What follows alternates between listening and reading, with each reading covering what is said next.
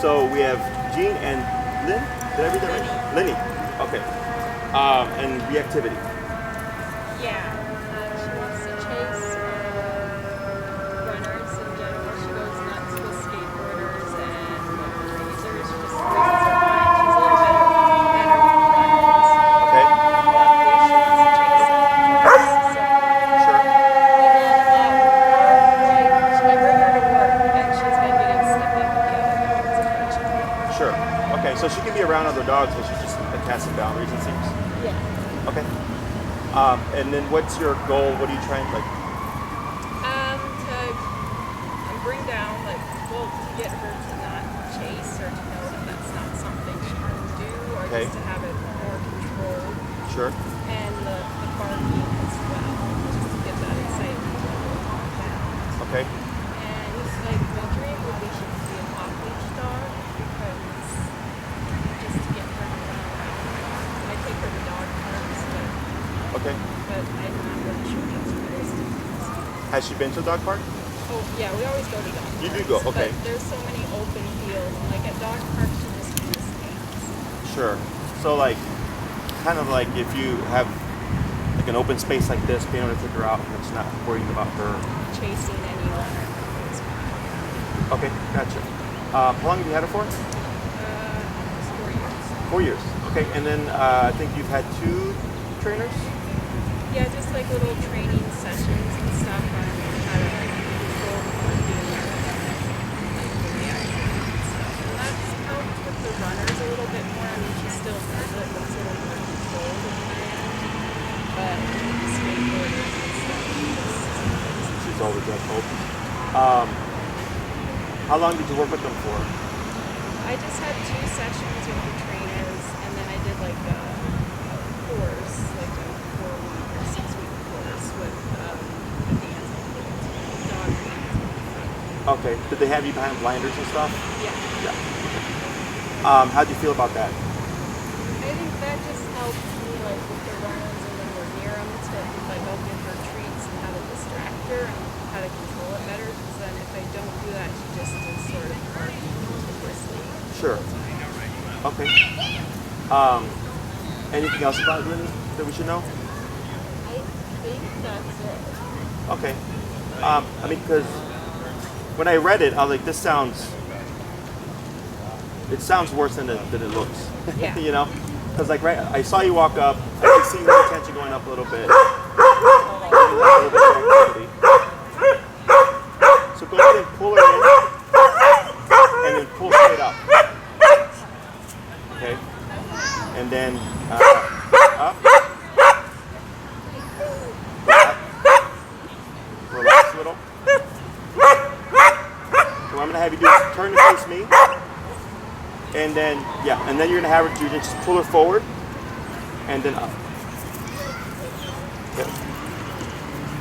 There we go. Let me try this. With your, you're going to cross with your right hand, and then so that your left hand can put pressure on her butt to put her in the sitting position. Is there some tension there? Yeah. Great, keep trying.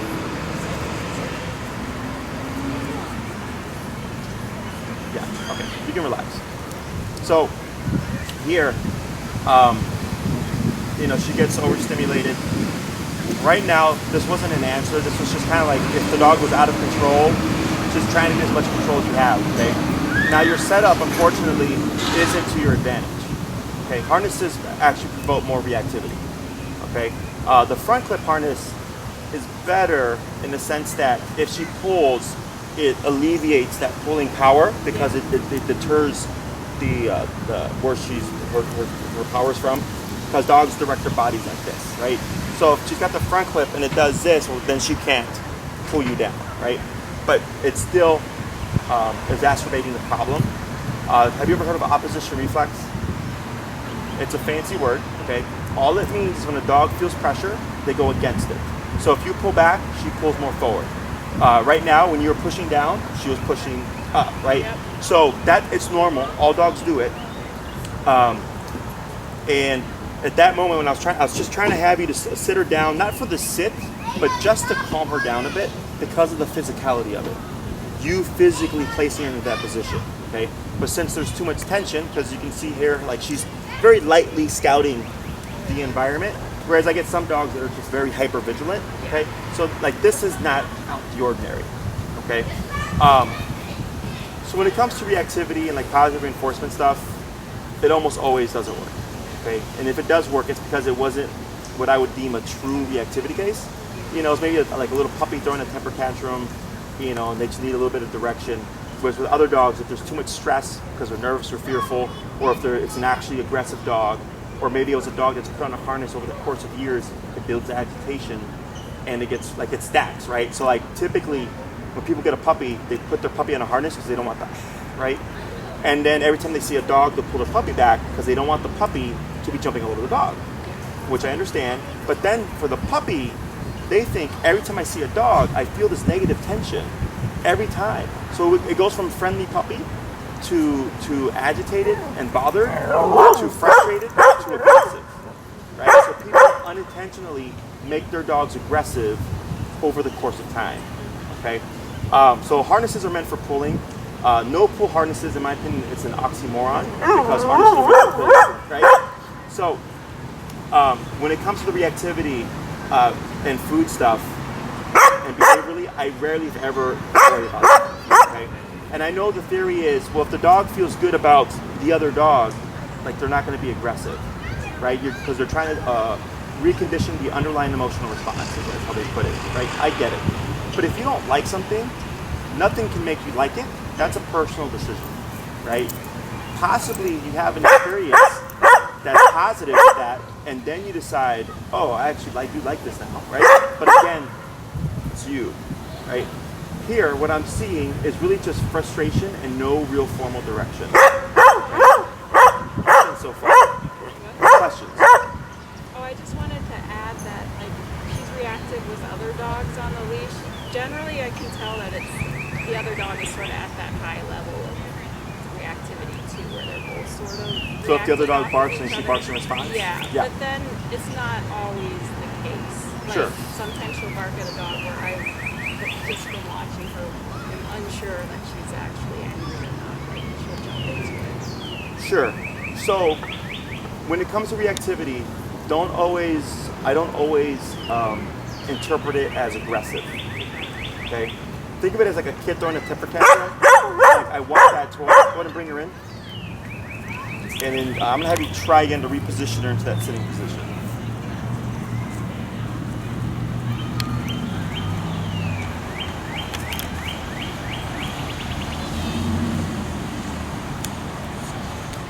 Yeah. Okay. At least here, what I'm gonna have you do is keep your leash how you have it. When she starts throwing a fit, all I'm gonna have you do is lightly pull up to kind of put some pressure on her front legs. And then once she dials down, you'll just relax it, okay? So like here, she's turning, you're gonna redirect her forward. There you go. Yeah, pull. There you go, like that, good. So don't be afraid to be assertive, okay? And you don't want to comfort, right? Because I've seen a couple of things where you pet her, and here like you brought your hand down like this. Really what she's needing is direction, okay? Now this is, again, with the setup that you have. This is not what I would actually do, okay? So here, she's overstimulated and it's frustrating for her because she can't have access to it because of the leash, okay? That's the reactivity. Now, if a dog is in a reactive state, which is frustration, should they, while in that state, approach another dog, it may escalate to aggression, but it doesn't make the dog aggressive, okay? So people typically assume lunging, barking, bad dog. And they go, no, maybe. But most of the time when people say, yeah, my dog's great off leash, or like, you know, like I take them to work and they're fine except for this, I'm like, okay, then it's not really aggression, because it would be on or off leash, the same behavior. Does that make sense? Questions so far? You can see, she's like kind of like all over the place, right? So before reaching out, did you do any research? I just read you on your website, and then you trained for a house based dog. Okay. You know the dog's name? Toby. Toby. He was a little corgi who. Oh yeah, in the South Loop. Stuff. Yes, I remember. Yeah, I trained them fall, winter. Yeah. Yeah, last year, for sure. So, did they tell you how we went about training Toby and everything? everything?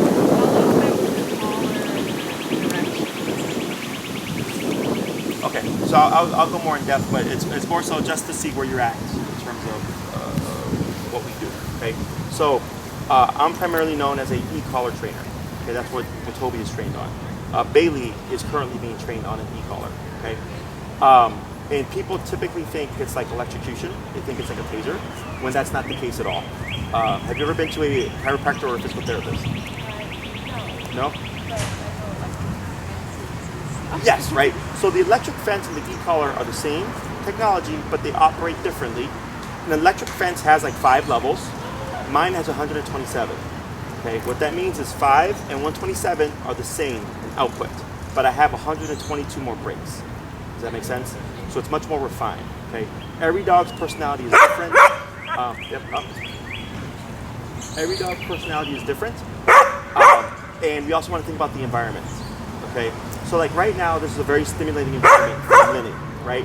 But if let's say it was early in the morning and it was a blank environment, nobody was here, she might be calmer, right? So that might dictate what your number is. So it would be higher possibly in this kind of setting because more going on, whereas in the morning it might be lower, okay? So there's no real set answer. It's just what's appropriate to the moment right now, okay? And the way we teach this is by starting low and then working our way up, okay? So for humans, when they use TENS units, when they use 10 units on humans, have you ever seen those commercials where like they put those things on the person's stomach and it's like it contracts the abs? No, it's like a one of those as seen on TV things, but it's a TENS unit that contracts the muscles, and they're selling it as you'll work out your abs as you watch TV, right? So it's electric but not electricity. This is the same technology. Okay, it's just a muscle contraction. And the dog only feels it to where it's making contact, so it's centralized to that particular muscle. Okay, so Bailey currently, I've tapped him a handful of times, doesn't feel anything anywhere else. Okay, and to give you an idea, he's at 49 out of 127. Okay, so he's just under half the power. But he's not yelping and rolling or anything like that, right? Because right now that's appropriate to him and what's going on. Okay, so the first thing we do with reactivity and just training in general is always teaching the leash walking. So if I take 1 step, the dog takes 1 step. I take 5 steps. The dog takes 5 steps. Do you mind if we handle her? Break.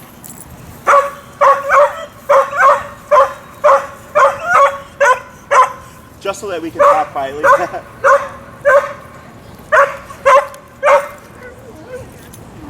She might spaz out a little bit. She's okay. She people friendly? Yeah.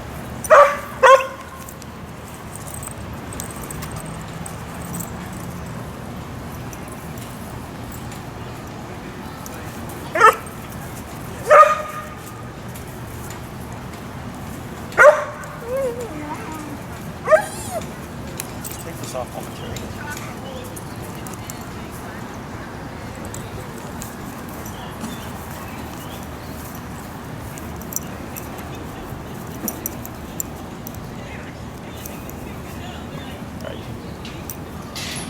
So what I've done is just get very clear direction, okay? I understand people don't want to hurt their dogs, right? Or they don't want to seem like they're abusing their dog. But if you're not assertive and very direct, she stays stuck in like, I don't know what to do, right? I don't care if she knows sit or any of that stuff right now, right? I understand she's had training before, but it's not that. What I just told her right now is simply to relax and to chill, okay? Dogs are physical animals. They bite each other. Right? So like with Toby, he was a resource guarder. So if you got too close to his resource, back away, right? He's using physicality. So in response, if you're like this food stuff, it's great for shaping things. It's great for things you want to see again, but it's terrible for stopping things, right?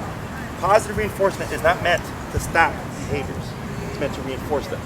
Aversives are meant to stop behaviors, okay? So here, when I get a reactive case, first thing I go is, in my opinion, I don't really see real reactivity. I see a frustrated dog who's got no discipline, who has no clear direction. Okay? Is with e-collar, the first thing I teach is always the leash walking. Command, heel, very strict, right? It's the foundation for the reactivity, because now she has a frame of mind or reference of what she's supposed to be doing. If she were to get out of line and become reactive, then we may delve into consequence for her behavior, okay? But it always starts off with, this is what you do, okay? So like right now I'm telling her what she does, or when she's in my presence, what she's supposed to do. And what she's supposed to do is just sit down next to me and chill, okay? If she chooses to lay down, I don't care. What I'm wanting is the relaxed state, okay? So the e-collar allows us to do that at the press of a button. It gets us off leash control as well. So here, the first thing I teach is the heel command. We see what does it fix, right? So we have class 1. Maybe we see some reactivity, go, don't worry about it right now. You know, we have to focus on the foundation. And you come back class 2 and I go, how was your week? And you go, Jesse, it was great. Like 70% of reactivity is gone. I go, great. That's what I'm hoping to hear, okay? And then you might say, but she's still lunging and barking at dogs and lunging and barking at her. I go, that's normal, because that's more stimulating, or it's a more escalated scenario.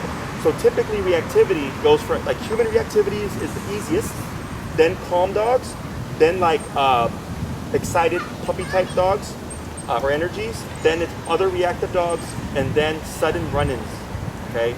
Those are end of spectrum. Those take the longest, because typically if someone's dog's being reactive, they're wanting to leave, so they're gone before you can handle the situation, right? Or you turn the corner, dog, or you know, or stimulus, and it's like crap, and you can't plan ahead for it, right? Doesn't mean you can't get it to go away. It just means it's going to take a little bit longer, okay? So if we find by the second, by the time of the third class, and I'm like, how'd it go? And you're like, Jesse, it's good, but we're really struggling with this reactivity. Then I go, okay, what we've done is fixed everything else, but this is going to need a different approach. And that comes down to consequence for the behavior, okay? So if another dog were to disagree with her reactivity, they might run up and bite her and say, cut the crap, right? So now we need consequence via the remote collar to say, cut the crap, okay? But we don't come in doing that first. We see what does the discipline fix, and then we come in for consequences, okay? Questions so far? After we get to that point, it's really just playing it by ear. You're my feedback. I go according to how you and your dog are progressing, you know? So if something comes up and you're just like, hey, we have to take a tangent, like I have no problem shifting gears as long as we've got that one class down and we got that leash walking exercise down, then we can do whatever else, okay? So typically, we have reactivity and then the kind of possessiveness, I guess, at work, or? Yeah, it's hard to explain. It's almost like there's this invisible line. It'll be either within her area at certain times, or if an item's really novel. Oh, sure. She never had it before. Yeah. Okay. So there's two things here. Like, let's say she's laying down, right, and a dog comes into her space and she corrects that dog. She's being territorial of your space, right? I can't make her like dogs being in the space, right? We can push it. The main thing I always care about is coexistence, okay? So then it's really just what's realistic in expectation to you and her. And the easiest thing is, if I know she's got a boundary, then I'll handle it for her, right? I'll address the dog so that she doesn't feel like she has to address the dog. Does that make sense? Think of her as a 3 to 4 year old child, okay? Nothing is really in her hands. It's in the parent's hands, okay? So when it's regarding like she has a bone that she's never had before, that's a little bit different. That's, how do you say, like, again, I can't make her share it with other dogs because dogs don't think that way. It would be if I see a dog approaching her and she has an object, what we did with Toby is we taught him the release or the out command, so he would relinquish the object and there would be no conflict because he was not in possession of anything, okay? So it's like a blend of things here. I typically teach the default out, which means if a dog is approaching, the dog would naturally just spit out whatever it has and walk away just to avoid conflict, okay? And then some people go, well, Jesse, like, I just want my dog to enjoy the bone. I'm like, yeah, but either your dog's enjoying the bone and there's a jerk and another dog comes by, or your dog enjoys the bone, relinquishes it when another dog comes by, and then that's it, right? I'm like, you can't be as specific with the dog as you could with the human, okay? Questions? So I know we have the reactivity, a little bit of resource guarding, leash walking stuff. You're going to need recall, right? If you could have the life you wanted with Linnie, what would that look like? I could like early mornings let her off leash and like we could park her here on the leash so that she could have like an hour freedom off leash. Okay. Back. Okay. Do you go to restaurants or anything? I don't with her as much, but yeah, that would be nice too. Like if you could go somewhere and like she could be at your feet, not Yeah. moving, kind of like what we have with Bailey here, right? Yeah. Okay. So what dictates the length of the program is essentially like how much you're wanting in terms of control, but then the dog's behavior as well. Okay. So I have 6, 9, and 12-week programs, and you can pick any one of those. It's just a matter of, like if you pick the shortest one of 6 weeks, we wouldn't cover as good, right? I would pull out what I know you need and focus on that. If you did 12, then I go, we have a good enough time that we should be able to cover everything. But the variables are the reactivity and the behavior at work and stuff. Okay, that's kind of play it by ear as we go along.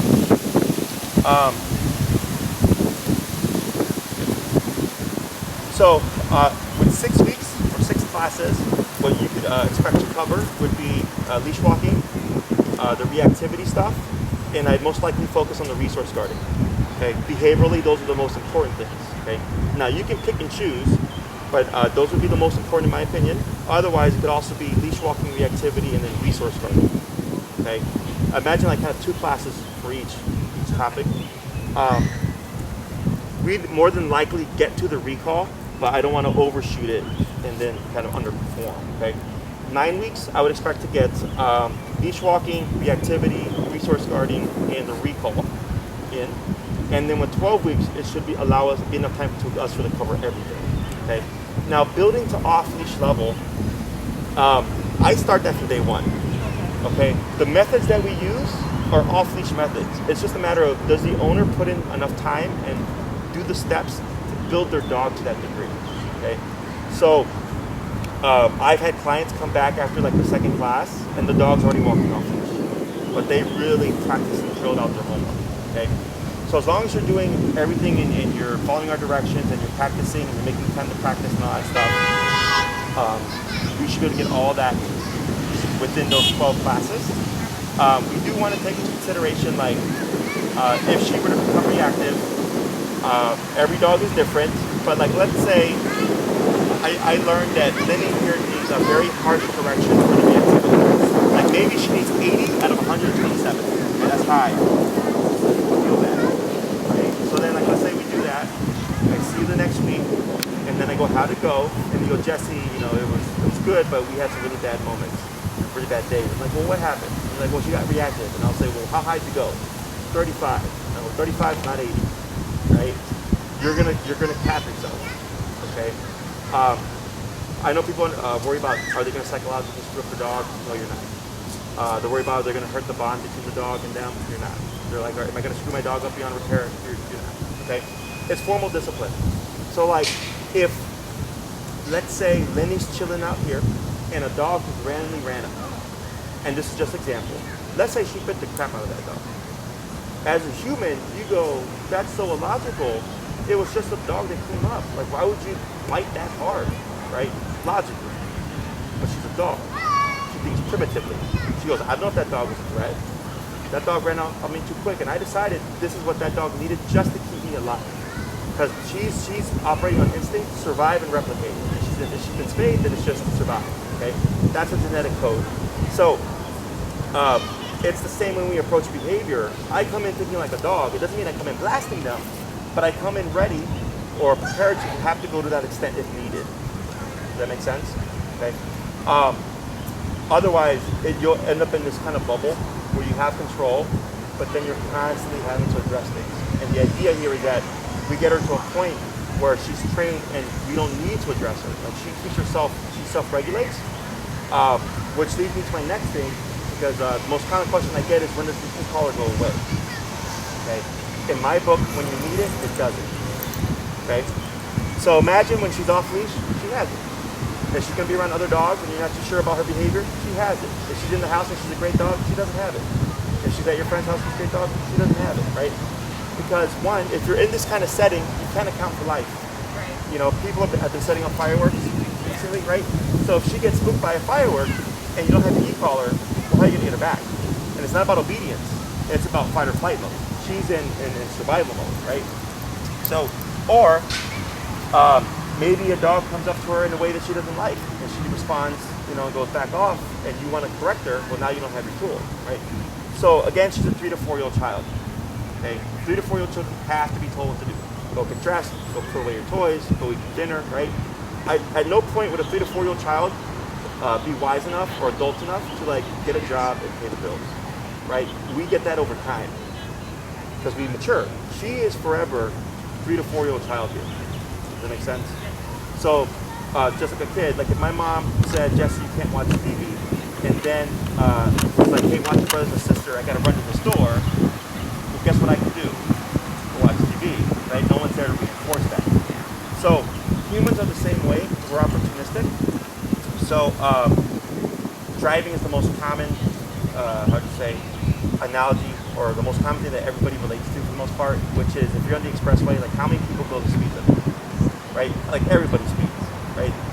But when they see a squad car, everybody's going 55, right? Because now there's an authority. So I look at the e-collar as a top on a collar. Okay, when it's present, she knows I need to behave myself, which removes how much you need to do. But at the end of the day, she's still a living, breathing creature that can opt to make a decision. The only difference is the tool that you have allows you to reinforce it. Does that make sense? Questions?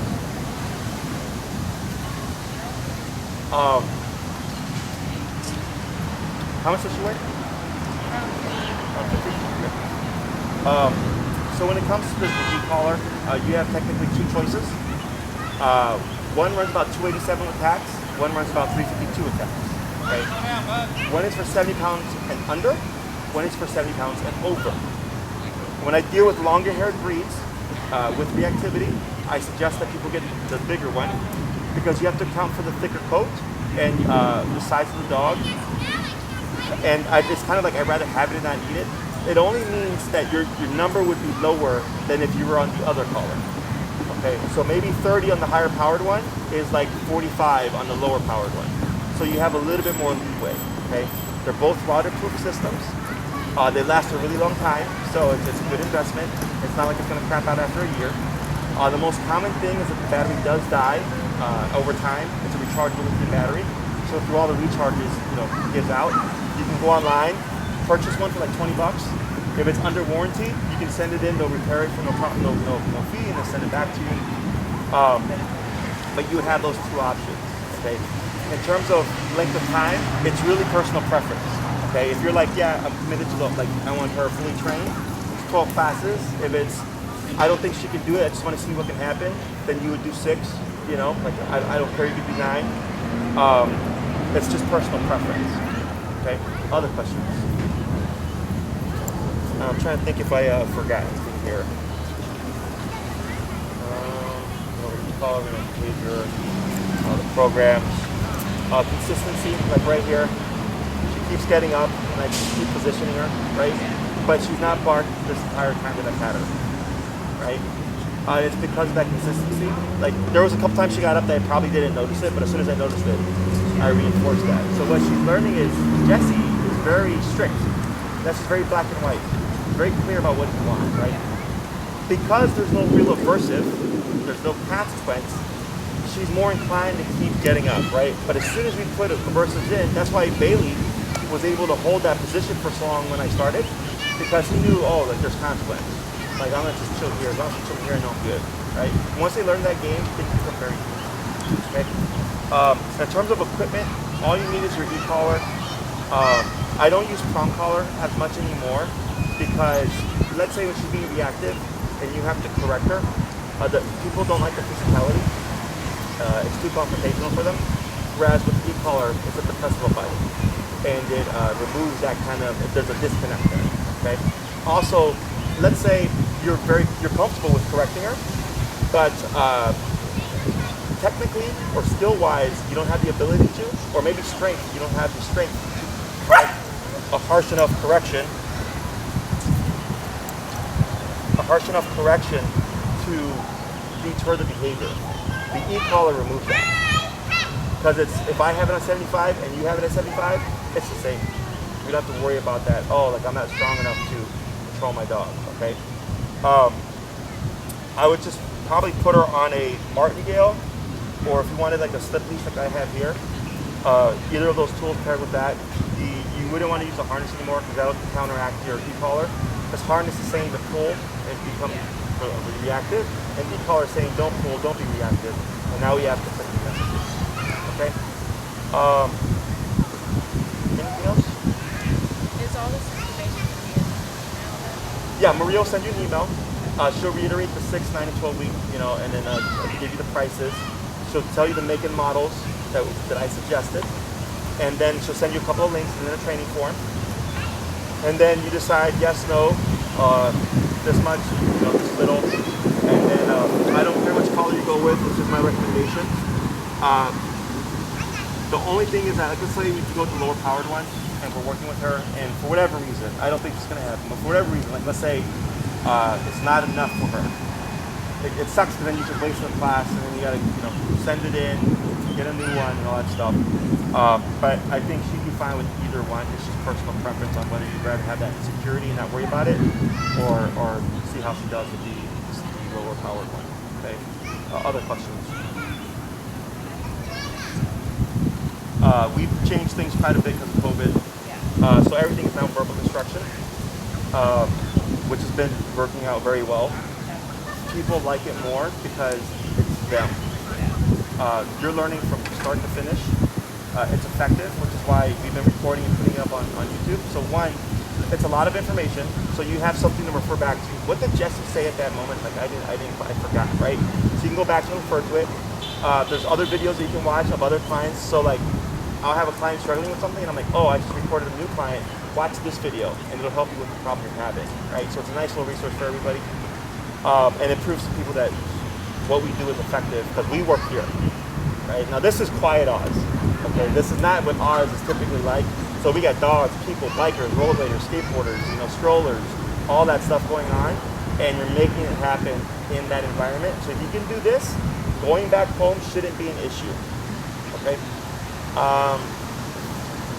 Anything else? I think that's it. If you have any other questions, you let us know. Otherwise, Maria will get in contact with you. She'll reiterate everything, send you the prices, and all the information. And if you forgot anything, you can ask me just for you. Okay? Awesome. So I'll bring her back. We'll get her.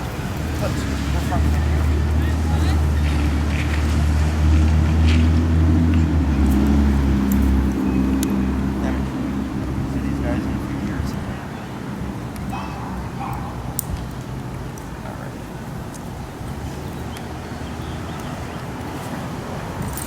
All right. Anything else, let us know. Thank you, Gene. Appreciate your time.